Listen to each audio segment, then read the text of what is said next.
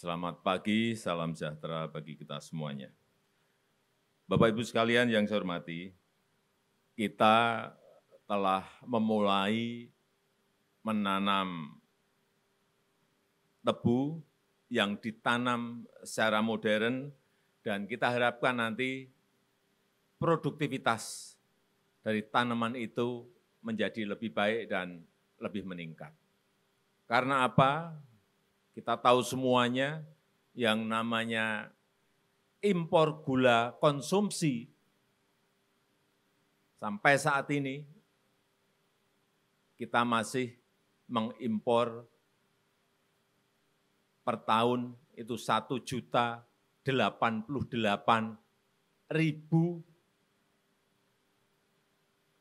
ton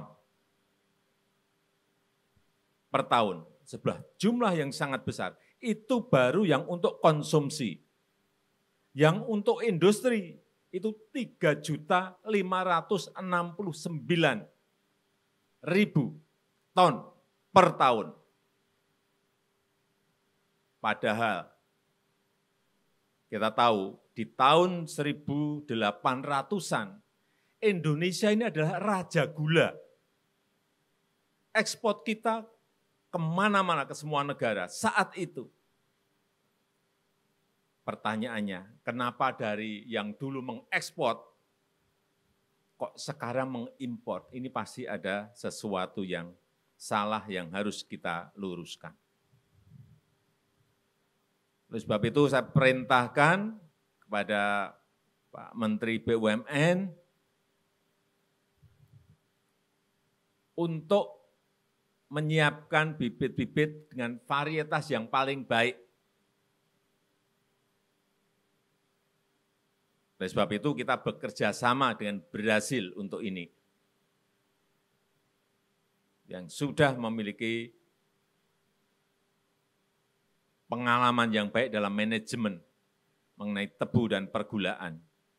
Kita harapkan dengan cara penanaman yang baik, yang modern ini, dalam 5 tahun ke depan,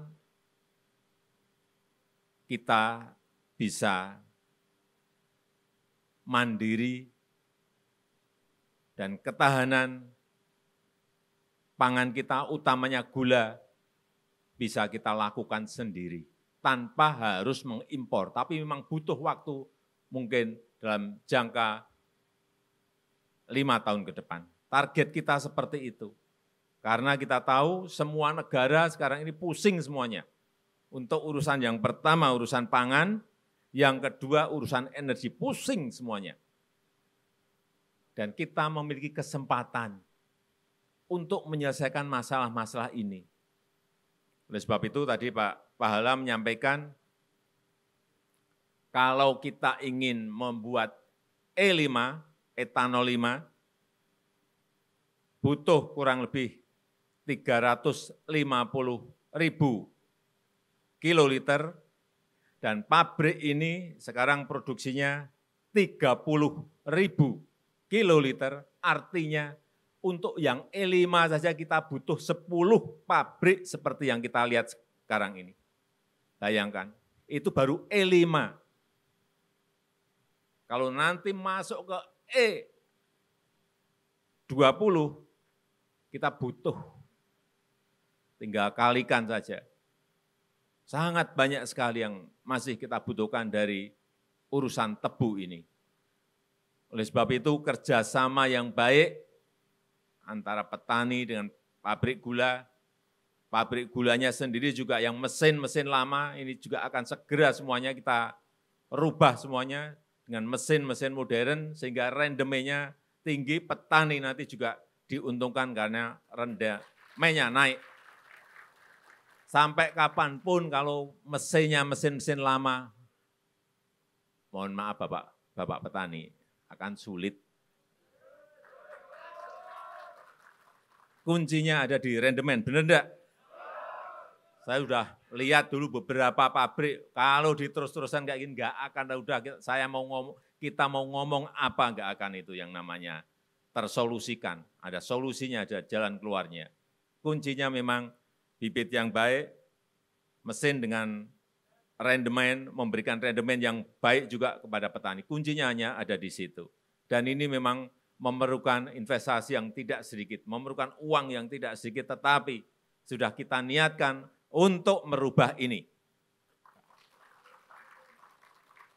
Siapa yang tidak setuju, tunjuk jari. Ini yang akan kita lakukan. Sehingga nantinya selain gulanya terpenuhi, ada sisi yaitu karena gula juga menghasilkan molase, ini yang dipakai untuk membangun industri etanol, membangun industri bioetanol, yang juga akan memperkuat ketahanan energi kita. Kita juga tahu separuh dari energi yang kita gunakan itu, BBM yang kita gunakan itu, 50% itu impor semuanya. Supaya kita tahu, tidak boleh kita terus-teruskan ini. Karena kita, kalau tebu ini berhasil, kemudian B30 sawit itu bisa ditingkatkan lagi, ini akan memperkuat ketahanan energi negara kita Indonesia. Saya rasa itu yang ingin saya sampaikan dalam kesempatan yang baik ini, dan dengan mengucap Bismillahirrahmanirrahim, pada pagi hari ini saya nyatakan dimulai bioetanol tebu untuk ketahanan energi. Terima kasih. Wassalamualaikum warahmatullahi wabarakatuh. Kita ini satu-satunya perusahaan energi baru terbarukan yang kita punyai. Artinya BUMN baru kita ya di Enero ini. Jadi semangat kita adalah bagaimana kita mendukung ketahanan pangan dan energi di saat yang bersamaan. Karena kita bagian dari PTPN Group, di mana PTPN-nya focusing di gula, lainnya hasil sampingnya. Kalau pengolahan tebu menjadi gula itu kan ada hasil samping berupa molases. Molases inilah yang kita convert menjadi etanol. Rasionya umumnya antara 4:1, artinya 4 kilo molases menjadi 1 liter etanol. Itu saat kita belum swasembada. Nantinya saat kita swasembada, pada saat kita mempunyai resources bahan baku yang cukup, yang kita lakukan adalah kita bisa memilih berapa banyak yang kita produksi sebagai gula, berapa banyak yang langsung kita convert menjadi etanol. Nah, yang hari ini kami berharap dengan momen yang sangat bahagia ini, kami berharap mandatori bahan bakar ini bisa segera berjalan begitu Pak. Minimal kalau ini segera berjalan, sudah ada role plan-nya, sudah ada modelnya begitu bahasanya, maka ke depan akan menciptakan seperti gunung es gitu Pak. Jadi seperti bola salju nanti akan menggelinding, karena secara potensi kami ini punya sekitar 1,5 juta ton molases sejauh ini Pak. Sementara kita di pabrik ini kita hanya menyerap sekitar 120.000 ton. Artinya potensinya masih sangat luas. Even kita sambil jalan paralel dengan swasembada gula, kita tetap bisa mendukung ketahanan energi, itu bahasanya Pak.